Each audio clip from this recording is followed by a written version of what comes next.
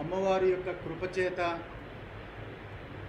భారతదేశానికి దశానిర్దేశం చేసిన బీజేపీ మూడవసారి అత్యద్భుతంగా గెలుపొంది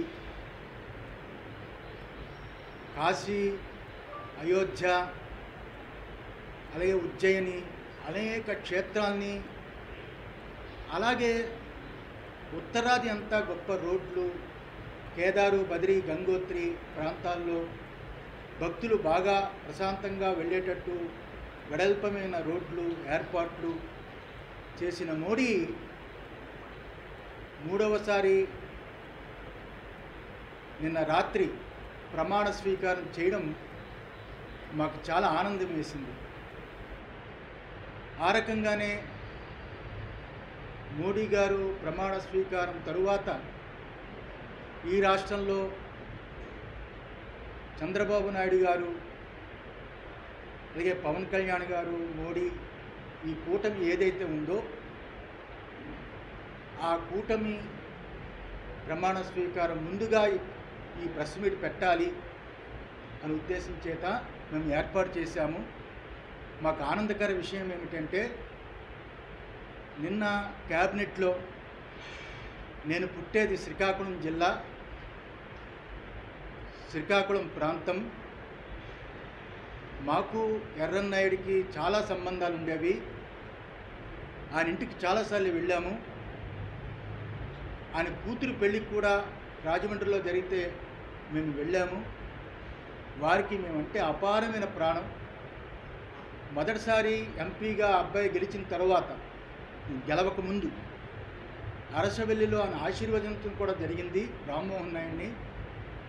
అలాంటి చిన్న కుర్రాడు ఈరోజు మన ఆంధ్ర రాష్ట్రం తరపున, ముఖ్యంగా శ్రీకాకుళం జిల్లా, మేము పుట్టిన జిల్లాలో ఆయన ఉండి, ఆయన పుట్టి, ఆయన క్యాబినెట్ ర్యాంకు భారతదేశానికే ఒక మంత్రి అవడం మాకు చాలా ఆనందకరమైన విషయం.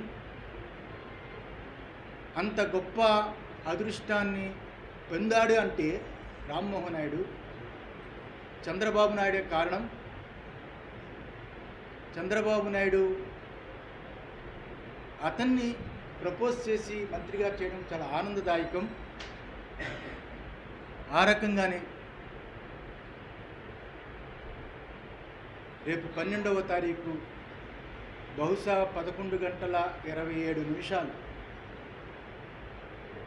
చంద్రబాబు నాయుడు ముఖ్యమంత్రిగా ప్రమాణ స్వీకారం.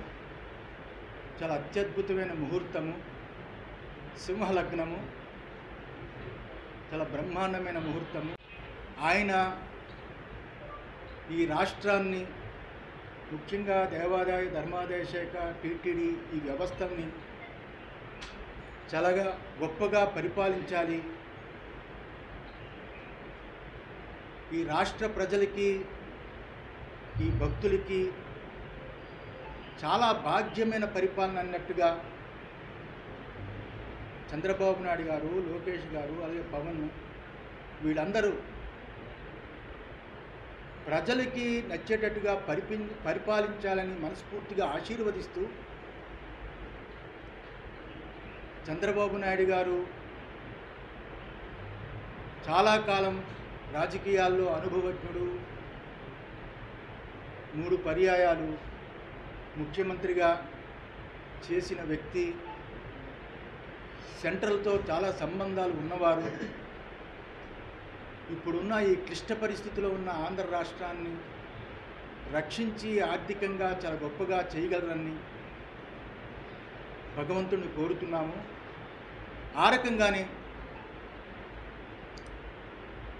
అమరావతి రాజధాని ప్రకటించిన తరువాత అప్పుడు చంద్రబాబు నాయుడు గారు, మేము కూడా విశాఖ శ్రీ శారదాపీఠం ద్వారా ఒక స్థలాన్ని కొన్నాము. ఆ రాజధానిలోనే చాలా గొప్పగా నిర్మాణం చేసి అక్కడ కూడా విశాఖ శ్రీ శారదాపీఠం, శ్రీశైలం, తిరుపతి, ఋషికేశు, కాశీ, అలాగే తిరువన్నామలై, ఇతర రాష్ట్రాల్లో చాలా చోట్ల ఉన్నట్లుగా, అలాగే మొన్న కోకాపేటలో, హైదరాబాద్లో ప్రారంభించాము. అమ్మవారి గుడి అవుతున్నది. మేము కూడా మీ అందరికీ చెప్పాము ఒకసారి, ఇక నుంచి హైదరాబాద్లో మేము సెటిల్ అవుతాము, హైదరాబాద్ కోకాపేటలో ఉంటాము, పూర్తయిపోతుందని. అలా అన్ని చోట్ల కట్టినట్లు ఆ రోజుల్లోనే నిర్ణయించుకున్నాము అమరావతిలో శ్రీ శారదాపీఠం నిర్మాణం చెయ్యాలని. అది కూడా మంచి ముహూర్తాలు ఉన్నప్పుడు ప్రారంభిస్తాము. ఈ రకంగా విశాఖ శ్రీ శారదాపీఠం ఏ ప్రభుత్వం వచ్చినా నిష్పక్షపాతంగా మా అమ్మవారు రాజశ్యామల అమ్మవారు అనుగ్రహం పరిపూర్ణంగా ఉన్నట్టు ఆశీర్వదిస్తాము. అమ్మవారి అనుగ్రహాన్ని వాళ్ళు కలిగేటట్టు ప్రార్థిస్తాము. ఎప్పుడులాగే యజ్ఞాలు హోమాలు చేస్తాము. ఇప్పుడు ఎందుకు చెప్పవలసి వచ్చిందంటే ప్రమాణ స్వీకారము ఎల్లుండి ఉంది కాబట్టి మేము కూడా ఋషికేశ్ చాతుర్మాస్యానికి వెళ్ళే సమయం ఆసన్నమైంది. మళ్ళా 3-4 నెలలు తిరిగి ఆంధ్ర రాము కాబట్టి ఏ రోజు వెళతామో ఇంకా నిర్ణయించలేదు. కాబట్టి ఈరోజు మంచి రోజు, ఈరోజు ఈ ప్రెస్ ద్వారా అందరికీ తెలియచేయాలని ఈ ప్రెస్ మీట్ ఏర్పాటు చేశాం. ఏమంటే ప్రశ్న అడగచ్చు. చాలా క్రిటికల్గా ఉంది, కష్టమైన పరిస్థితుల్లో ఉంది అని అన్నారు. అంటే ఇంతకు ముందు పాలన వలన అట్లా ఉందని అభిప్రాయపడుతున్నారు. నేను ఏ రోజు కూడా నా జీవిత చరిత్ర 30 సంవత్సరాలు పీఠాధిపతిగా ఉండి ఈ రోజుకి 30 సంవత్సరాల్లో పరిపాలన విషయంలో నేను ఎప్పుడు మాట్లాడలేదు. ఎప్పుడు ఏ ప్రభుత్వంలో కూడా కలుగు చేసుకోలేదు.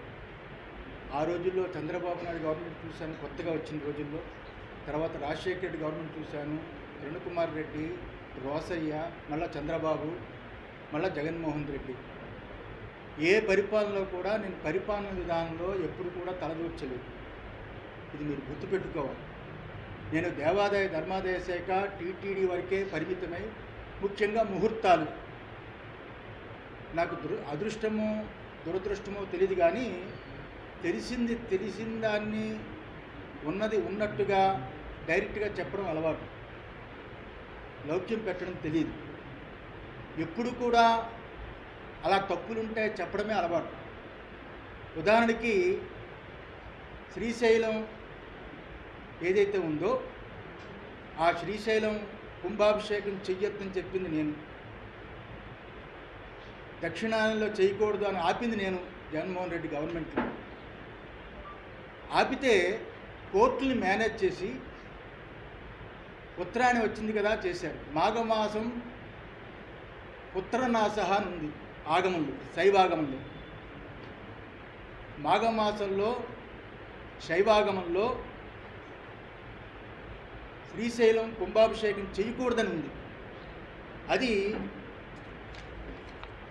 జగన్మోహన్ రెడ్డి గవర్నమెంట్లో దేవాదాయ శాఖ రాసి పంపించాం. ఇంకా చాలా ఉన్నాయి ఇందులో. రాజులకి పుత్రుడంటే రాష్ట్రమే కదా. ఈరోజు ఏం జరిగిందో మీరు చూశారు. సింహాచలంలో ఆ రోజు ఎలా మాట్లాడానో చందనోత్సవంలో మీరు చూశారు. అది తిరుమల తిరుపతి దేవస్థానంలో జరిగిన వెంకటేశ్వర స్వామి నిత్యం వందలాది సంవత్సరాలు, వేలాది సంవత్సరాలు జరిగే అన్నప్రసాదాన్ని తృణధాన్యంతో మార్చినప్పుడు కూడా నేను విభేదించాను, లెటర్ రాశాను. అందువల్ల ఈ స్వరూపానంద ఏ గవర్నమెంట్ వచ్చినా, ఎవరు మా దగ్గరికి వస్తున్నా మేము ఉన్నది ఉన్నట్టుగా మాట్లాడతాం. దూరమైనా పర్వాలేదు, మేము గవర్నమెంట్ల దగ్గర బట్టికే పీఠం కాదు ఇది. ఉన్నది ఉన్నట్టుగా మాట్లాడటమే. సంపాదించుకోవాలి, దాచుకోవాలి అనుకునే పీఠం కాదు ఇది. ఇది ఏబిఎన్ రాధాకృష్ణ గారికి నాతో చాలా అనుబంధం ఉంది. నేను ఏ రకంగా ఎటువంటి తప్పులు చేయకుండా ఉంటానో ఆయనకు బాగా తెలుసు. బిఆర్ నాయుడికి తెలుసు, నరేంద్ర చౌదరికి తెలుసు, చాలామందికి తెలుసు. ఈ 5 ఏళ్లలో పీఠం ఎప్పుడు ఎలా ఉందో ఇప్పుడు అలాగే ఉంది అన్ని రకాలుగా. అందువల్ల ఎప్పుడూ యుద్ధమే చేస్తుంది. ఈరోజు నేను చంద్రబాబుని ఏదో కొత్తగా పొగుడుతున్నాను అనుకోవద్దు. ఎందువల్లంటే అప్పుడు ముఖ్యమంత్రి అయినప్పుడు కూడా చంద్రబాబు గెలవాలని అప్పుడు మురళీమోహన్ రాజమండ్రి ఎంపీగా ఉన్నప్పుడు నేనే అప్పుడు రాజమండ్రిలో చాలా పెద్ద సభలు పెట్టి సాధువులందరినీ పిలిచి చిలుకూరి ఏదో అనుకుంటాను ఆయన కళ్యాణ మండపం మురళీమోహన్ గెలిపించడానికి సాయశక్తిలో ప్రయత్నం చేశాను. అప్పుడు గెలవాలని గెలిచినప్పుడు నేనే స్టేట్మెంట్ ఇచ్చాను, చంద్రబాబు గెలవడం చాలా సంతోషం.